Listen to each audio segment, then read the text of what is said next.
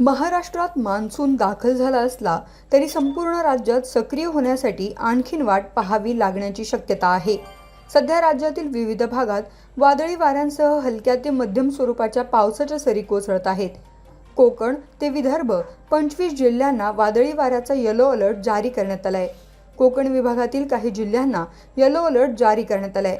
पालघर, ठाणे, मुंबई, रायगड आणि रत्नागिरी जिल्ह्यात विजांच्या कडकडाटासह मध्यम स्वरूपाच्या पावसाची शक्यता असून 40 ते 50 किमी प्रति तास वेगाने वारे वाहण्याचा अंदाज आहे। तरीही सर्वत्र पावसाची सुरुवात झालेली नसल्याने वातावरण दमट राहिले आहे।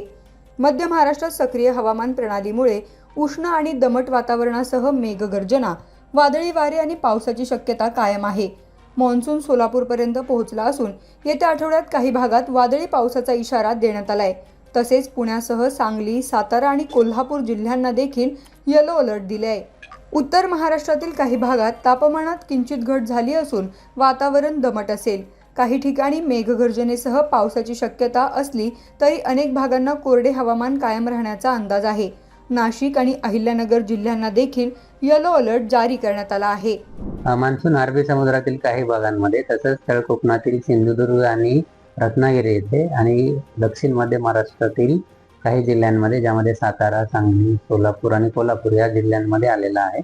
आणि पुढील 4 ते 5 दिवसांमध्ये तो महाराष्ट्रातील अजून काही भागांमध्ये येण्याचे चान्सेस आहेत। महाराष्ट्रातील बहुतांश जिल्ह्यांमध्ये वादळी पावसाची शक्यता आहे।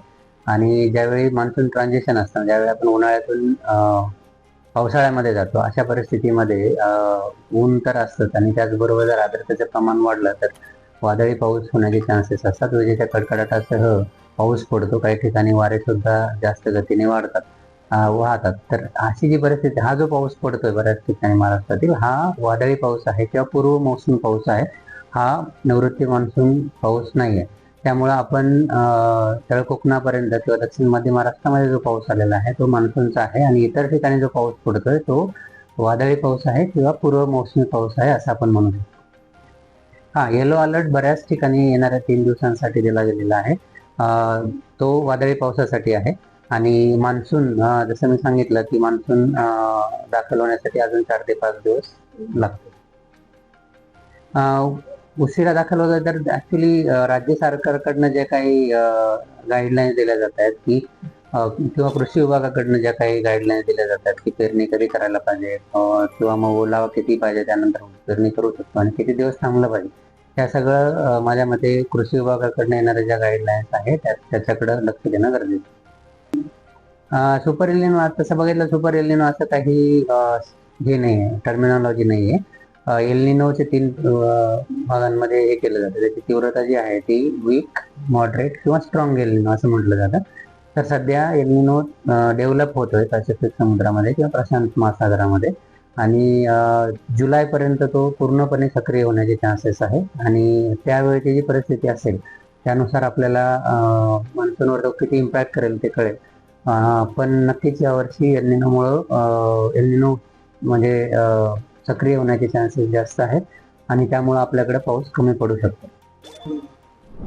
संपूर्ण राज्याचा फर्स्ट ऑफ ऑल आपण सांगत नसतो। येणाऱ्या 2 ते 3 दिवसांमध्ये अजून किती म्हणजे कुठे तो पोहोचू शकतो असं सांगितलं जातं। आणि मी तुम्हाला जसं सांगितलं की येणाऱ्या 4 ते 5 दिवसांमध्ये तो महाराष्ट्रातील अजून काही भागांमध्ये दाखल होण्याचे चान्सेस आहेत। मराठवाड्यात उष्ण आणि दमट हवामान असून छत्रपती संभाजीनगर, जालना, बीड आणि परभणी जिल्ह्यांमध्ये आकाश अंशतः ढगाळ राहण्याची शक्यता वर्तवण्यात आली आहे।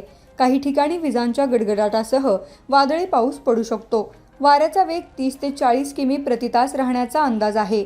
विदर्भात अद्याप उष्ण आणि दमट हवामानाचा प्रभाव कायम असून तापमान 40 ते 43 अंश सेल्सिअस दरम्यान नोंदवले जात आहे।